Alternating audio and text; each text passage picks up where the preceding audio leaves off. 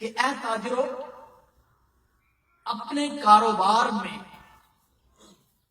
خرید و فروخت میں قسمیں کھانے سے بچو، قسم کھا کر سودا مت بیچو، اس لیے کہ قسم کھانے سے ہو سکتا ہے تمہارا سودا بک جائے، آنے والے کو تمہاری قسم پر اعتبار آ جائے اور قسم سن کر تمہارا سودا خرید لے۔ نبی پاک صلی اللہ علیہ وسلم نے فرمایا کہ قسم سے سودا تو بک جاتا ہے لیکن اس کے اندر سے برکت اٹھا لی جاتی ہے۔ پھر کیا ہوتا ہے؟ پھر وہی ہوتا ہے جو آج ہمارے ساتھ ہو رہا ہے۔ کیا پیسہ بہت آتا ہے، پتہ نہیں چلتا جاتا کہاں ہے، کاروبار اچھا ہے لیکن گھر سے مصیبت نہیں جاتی، نوکری لگی ہوئی ہے لیکن مہینے کا اختتام بڑی پریشانی کے عالم میں آتا ہے۔ کیوں ایسا ہے؟ کہیں ایسا تو نہیں کہ ہمارے پاس جو پیسہ آتا ہے وہ برکت سے خالی ہو کر آتا ہے۔ ماہ رمضان المبارک اللہ پاک کی جانب سے اہل ایمان کے لیے نیکیوں کا خصوصی پیکج ہے۔ ایک بات تو یہ، ہم کسی بھی گناہ کی نسبت شیطان کی جانب کرتے ہیں۔ فلاں گناہ ہو گیا، جھوٹ بولا، شیطان نے ہم سے جھوٹ بلوایا، خیانت کی، شیطان نے ہم سے خیانت کروائی، ماں باپ کی بے ادبی کی، شیطان نے کروا دی، ہم سے قتل ہوا، شیطان نے کروا دیا، زنا ہوا، شیطان نے کروا دیا، شراب پی، شیطان نے کروا دی۔ اللہ رب العزت ماہ رمضان المبارک میں ہمارے یہ عذر ختم فرماتا ہے۔ جیسے ہی ماہ رمضان المبارک شروع ہوتا ہے اللہ تعالیٰ اعلان فرما دیتا ہے، لوگوں سن لو، میں نے شیطانوں کو بند کر دیا ہے، شیطانوں کو اب طاقت نہیں ہے کہ آ کر تمہارے اوپر حملہ کریں اور تمہیں گناہوں کی جانب لے کر جائیں۔ فرشتوں کو حکم ہوتا ہے کہ جنت کے سارے دروازے کھول دو اور دوزخ کے دروازے بند کر دو۔ رحمت کی صدائیں آتی ہیں، کوئی بخشش مانگنے والا ہو تو بخشش مانگ لے، کوئی رحمت کا طلبگار ہو تو رحمت مانگ لے، یوں صدائیں آتی ہیں۔ تو ماہ رمضان المبارک میں جب شیطان کو بند کر دیا گیا، جس طاقت کی جانب ہمارے گناہ کی نسبت ہوتی ہے، جب اس کو روک دیا گیا، پھر ماہ رمضان المبارک میں اگر ہم جھوٹ بولیں تو اس کا الزام کس کو دیں گے؟ ماہ رمضان المبارک میں اگر ہم خیانت کریں اس کا الزام کس کو دیں گے؟ ماہ رمضان المبارک میں اگر ہم بد نگاہی کریں اس کا الزام پھر کس کو دیں گے؟ ماہ رمضان المبارک میں ماں باپ کی نافرمانی کریں، الزام کس کو دیا جائے گا؟ ماہ رمضان المبارک میں بھی نمازیں چھوٹ جائیں، الزام کس کو دیں گے؟ شیطان کو اپنا کام چھوڑ چکا ہے، اس کو تو بند کر دیا گیا ہے۔ اس سے پتہ چلتا ہے کہ شیطان اگرچہ کچھ کام کرتا ہے، ہم اپنی طرف سے بھی اس کی معاونت کرتے ہیں، کچھ ہمارا نفس امارہ بھی ہمیں گناہوں کی جانب مائل کرتا ہے، کچھ ہماری اپنی طبیعت بھی گناہوں کی جانب مائل ہے، جس کی وجہ سے ہم گناہوں پہ گناہ کیے جا رہے ہیں اور اللہ تعالیٰ کی رحمت سے دور ہوئے جا رہے ہیں۔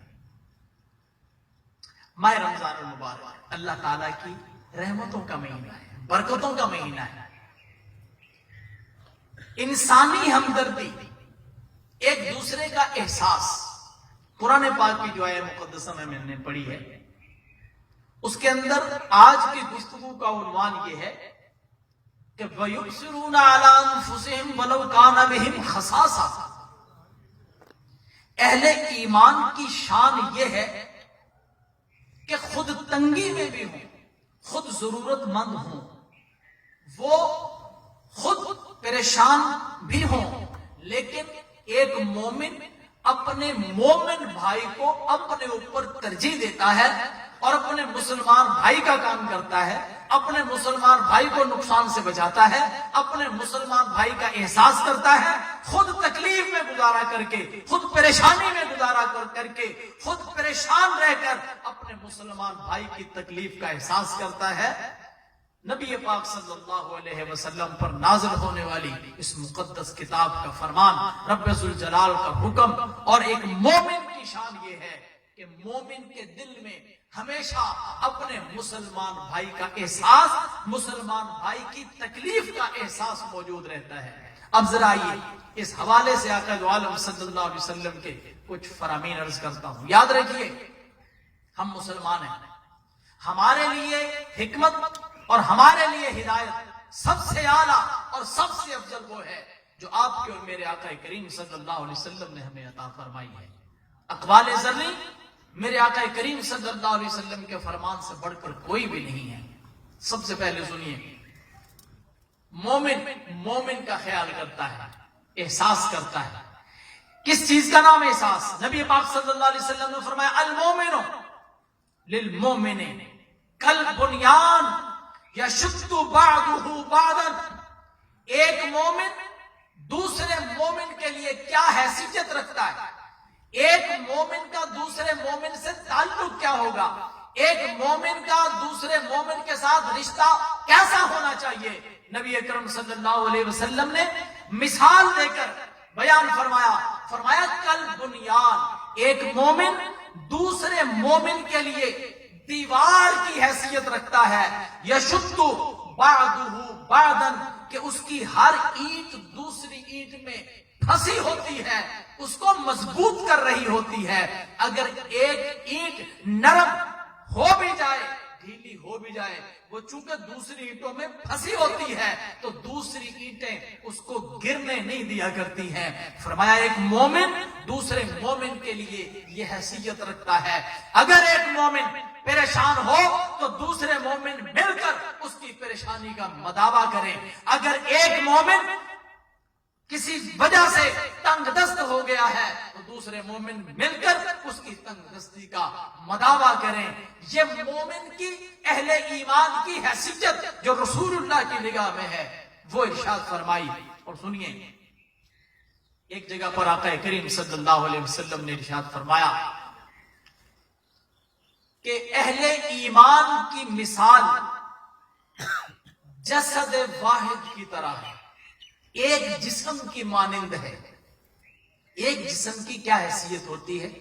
ایک جسم کی کیفیت یہ ہوتی ہے، اگر سر میں چوٹ لگ جائے یا ہاتھ پر چوٹ ہو، سینے پر چوٹ لگ جائے، گھٹنے پر ہو یا پاؤں پر، جسم کے کسی ایک حصے پر بھی اگر انسان کو چوٹ آ جائے سارا جسم جاگ کر رات گزارتا ہے۔ ایسا نہیں ہوتا کہ سر میں درد ہے، سر کو چوٹ ہے تو سر تو جاگ رہا ہے، ہاتھ اور پاؤں سو چکے ہوں، یا ہاتھ پہ چوٹ لگی ہے صرف ہاتھ جاگ رہا ہو، دوسرا ہاتھ سویا پڑا ہے، پاؤں سوئے پڑے ہیں، سر سویا پڑا ہے، یا پاؤں میں چوٹ لگی ہے تو باقی جسم سو رہا ہو۔ میرے آقا نے فرمایا ایسا ہوتا نہیں ہے۔ جسم کی کیفیت یہ ہوتی ہے کہ جسم کے کسی حصے میں بھی اگر تکلیف آتی ہے تو جب رات جاگنے کا معاملہ آتا ہے تو پورا جسم رات جاگ کر گزارتا ہے، اور جب تکلیف آتی ہے تو پورا جسم تکلیف محسوس کرتا ہے، پورا جسم کراتا ہے، پورا جسم اس اذیت کو محسوس کرتا ہے۔ فرمایا مومن کی حیثیت کیوں ہونی چاہیے؟ اخوت اس کو کہتے ہیں، چبھے کانٹا جو کابل میں تو ہندوستان کا ہر پیرو جوان بے تاب ہو جائے۔ ہندوستان کا نام اس لیے لیا گیا کہ علامہ اقبال نے جس وقت یہ اشعار کہے اس وقت پاکستان اور ہندوستان کی تقسیم کا معاملہ نہیں تھا، اس لیے ہندوستان کا لفظ آیا، ورنہ مطلب یہ ہے کہ دنیا کے کسی خطے میں بھی ایک مومن کو تکلیف ہو تو پھر پوری دنیا کے مومن ان کو اذیت بھی ہونی چاہیے، ان کو تکلیف ہونی چاہیے، ان کو احساس ہونا چاہیے۔ احساس ذمہ داری، ایک دوسرے کا احساس، پورے مومن، ہر مسلمان، پوری دنیا کے کائنات کا ہر مومن ایک جسم کی مانند ہے، تو پھر کیوں برما کے اندر میری بہنیں چیختی ہیں پاکستان میں ہمیں تکلیف کیوں نہیں ہوتی؟ کشمیر کے اندر ماں بہنوں پر ظلم و ستم ہوتا ہے، ہمیں احساس کیوں نہیں ہوتا؟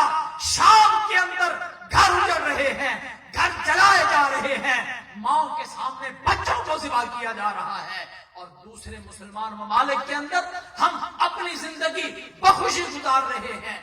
ہم اور کچھ نہیں کر سکتے، ہمارے دلوں پر کوئی کرب تو پیدا ہو، ہمارے دلوں میں احساس تو پیدا ہو، ہمارے دلوں کے اندر کوئی رقت تو پیدا ہو کہ مسلمان کے ساتھ پوری دنیا میں آج ہو کیا رہا ہے۔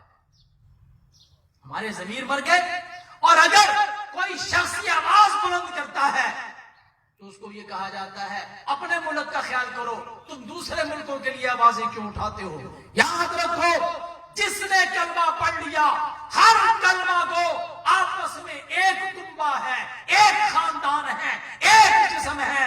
دنیا کے کسی خطے میں اہل ایمان کو اگر اذیت پہنچے تو جس کے دل میں ایمان موجود ہے، جس کے دل میں احساس موجود ہے، وہ دنیا کے کسی خطے میں موجود ہو، اس کو درد ہونا چاہیے، اور اگر درد نہیں ہو رہا تو اپنے ایمان پر نظر ثانی کرنا پڑے گی، کہیں ہمارے ایمان کے اندر کمی، کہیں ہمارے ایمان کے اندر ضعف تو نہیں آ گیا کہ ہمارے مومن بھائی، مسلمان بھائی بہنیں کٹ رہی ہیں، ان کے بچے مر رہے ہیں، ہمیں فکر نہیں ہے۔